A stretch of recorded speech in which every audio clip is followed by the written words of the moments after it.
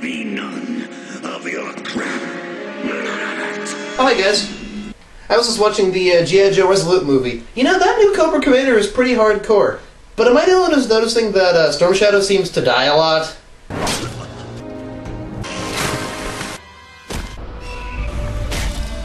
You know, speaking of movies based on toys I used to play with, anyone here remember Bionicle? God, those were cool back in the day. They were all sleek and mechanical, like Legos for big kids. I once had all 6 of the original Toa, but as time moved on and my tastes changed, they just seemed to disappear. No, seriously, I have no idea where they are. You ever have that happen to you? Stuff you used to covet just disappears into thin air? Weird. Anyway, I digress. We're here to talk about Bionicle.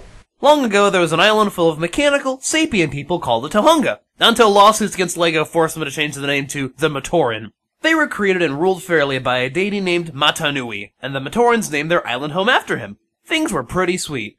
At least they were pretty sweet until Matanui's evil brother, the Makuta, got jealous, came down to the island, put his brother under a spell to make him sleep, and infected the local fauna with evil to terrorize the Matoran. The aforementioned Matoran are pretty much screwed until 6 heroes of legend, the Toa, wash up on their island, band together, and defeated not only the Makuta, but also the Borak, the other big bads that popped up after the Makuta was defeated. And since LEGO was making a pretty penny on this franchise, they decided to make a movie off of it. Bionicle, The Mask of Light.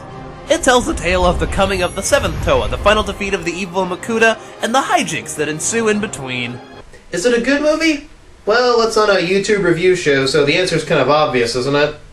So the movie opens with an introduction by Vakama, the Fire Elder, as he explains all the things I already explained. Next we're in Ta-Koro, as one of our main characters, Jaller, originally known as Jala, looks for his friend Takua. He's got more rocks in his head than a Pomatoran. Whoa! Let's keep the racial comments to a minimum, alright? So he finds his friend Takua poking around near a lava flow. Who exactly is Takua? He's the Chronicler.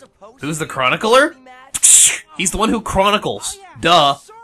Alright, serious note. Anyone who played the Matanui online game remembers playing as Takua as you scour the island looking for adventures. Basically, the game was missed for kids, but the characters were memorable, the flash animation was pretty good, considering what they had, and the story was epic in scale. Anyway, if you never played the game, then you have no idea who Takua is, and probably don't know who Jaller is either. Kinda strange to make the main characters of your movie someone you'd need to know the expanded universe stuff for, isn't it? So Takua finds this pedestal that I can't believe no one found before, and... in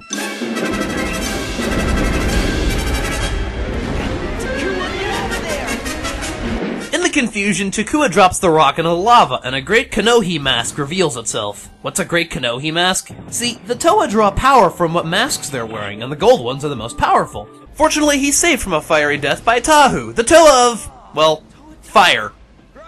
Now, with something as important as the finding of a great Kohi mask, you'd think they'd head right to Vakama, the village elder, known as a Turaga, to show him the mask.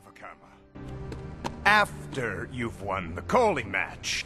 Ah yes, never mind. The Kohi match is far more important than the discovery of a grand new Kohi mask, you idiot. What's Kohi? Well, you know what? There's not too much explaining in this video. It's soccer with sticks. Moving on. At the Kohi tournament, the Toa are, of course, given the rock star treatment. Pleasure to see you again, Gali. Thank you, Tahu. You too. Still so ill at ease? I think my brother is afraid of having his fire extinguished. Sister, against me you'd be nothing but steam. Hot air, as they say. I'd say the Toa of Fire just... burned her. Ah, tension for no other reason than to have tension. Truly a fine example of legendary script writing. Long story short, Takua tries a new move, fails, and Ta-Koro gets their huge lava-encrusted asses handed to them.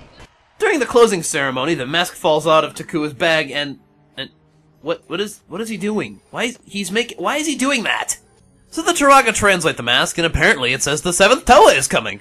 So, since all the light was shining on Jala, the Turaga make the captain of the Ta-Koro guard into the herald of the 7th Toa. But I didn't tell them the truth. Say something. I do say something. I say, Hail Jala! All hail Jala! Herald of the 7th Toa! Hail Jala!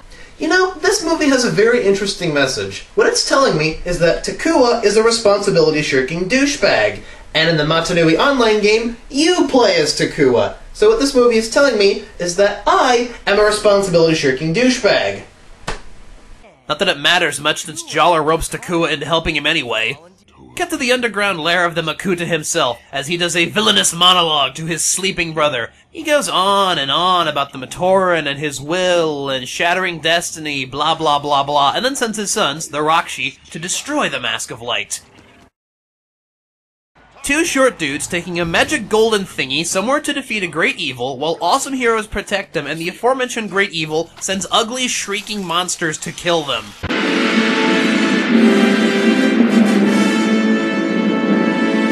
So, as the mask bearers head off, the Rahkshi make it to the surface and attack Gali on sight. She evades them and manages to get ahead of them and warn Ta-Koro about the approaching baddies.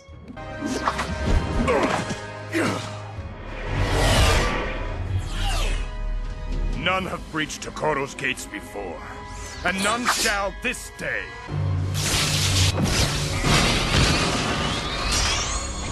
Huh. Apparently they shall this day. So, with their mighty champion of fire flat on his ass, the Rahkshi go on a rampage. But no Toa's gonna let a bunch of eel-faced freaks run roughshod through their village. Take this!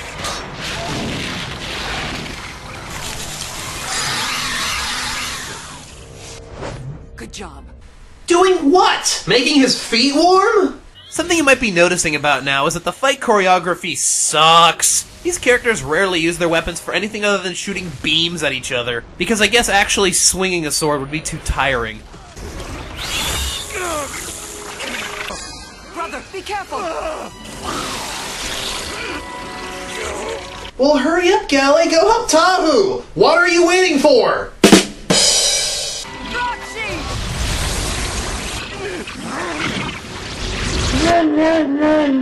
Tahu, your mask. I'm sorry. It's nothing.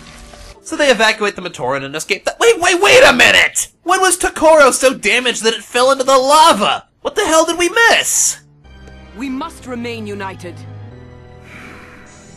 If you insist. Yeah, Tahu, maybe you should get that thing looked at on your face. It's looking kind of evil. So we fade into our pair of heroes in the jungles of Matanui. I hate the jungle. It's all sticky. Full of bugs. How do you get bug bites when you're made of metal? But suddenly... Robo-Bear! But Jollar has a plan. Tahu does this. Does what, look like an idiot? Well, yeah, on occasion. No worries, they're saved by Lewa, the Toa of Air, who can manipulate plants for some reason. If Toa Liwa helped on your search, might he be a spirit lift? Oh my god, what is up with Toa Lewa's teeth? He looks like Gilderoy Lockhart with those things. And what kind of accent is that? There'll be no foot walking, just air flying. Strange talking make me seem more original being. So Lewa gets them this bird who can give them a lift. Goodbye, my faithful steed. Good luck getting back home as I leave you here completely on your own. I'm sure nothing's gone wrong back in Ta-Koro. So the three of them fly up to the mountains and crash their bird, killing it, I guess, since we never see it again. And talk about flipping the bird. Lewa hears drums from Lekoro that tells him Ta-Koro has fallen. Lewa leaves them to go rendezvous with the other Toa, but that doesn't matter since almost immediately afterwards they get another Toa guardian, Kopaka, the Toa of Ice. I've always liked this guy. He is one cool customer. So they just kind of follow Kopaka, telling him the story with him showing no interest whatsoever, as we pan back to Ta-Koro. Apparently the entire city was consumed by the magma, filling Tahu with sorrow, rage, and contrived tension against Gali. Hail, Tahu. Hail, Gali. Hey, what you got there? Oh, this? On my adventures throughout the lands, I've discovered this ball. Why, do you want it? No. Good, because you can't have it. This is my ball. Why? I found it. It Just belongs 'cause to me. you're It's a ball that I didn't even found by want the your guy ball made in of the fire. first place. Therefore, I'm it just belongs asking to you. me. You sound like You're you're not all allowed to have angry. it. You're water. Water Water, isn't for allowed to Christ's hang sake. out with Why fire. so- Apparently Kopaka was heading back to Ka-Koro, his village, but the Rahkshi ambushed them. The trio try to escape by sledding down a mountain.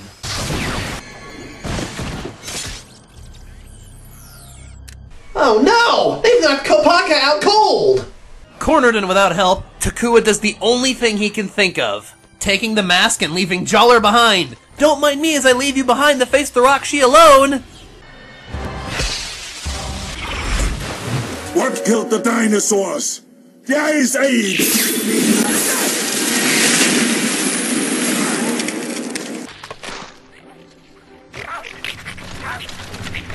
No, stop, Buku! Buku! I thought I left you to fend for yourself in the jungle. It's so great to see you now that we have no means of transportation. Not bad. Maybe Buku should be the herald, eh, Kopaka? What? Kopaka just leaves him there? Left us here. Man, that guy is Must see to his cold. village.